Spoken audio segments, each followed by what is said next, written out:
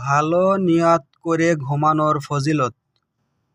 হযরত আবু দারদা রাদিয়াল্লাহু তাআলা আনহু থেকে বর্ণিত, নবী করিম সাল্লাল্লাহু আলাইহি সাল্লাম ইরশাদ করেন, যে ব্যক্তি তাহাজ্জুদের নিয়ত করে বিছানায় আসে অর্থাৎ ঘুমায়, কিন্তু ঘুম প্রবল হওয়ার কারণে সকাল হয়ে যায়, তাহাজ্জুদ পড়তে পারে না, তবে তার নিয়ত অনুযায়ী তার আমলনামায় তাহাজ্জুদের সওয়াব লিখে দেওয়া হয়।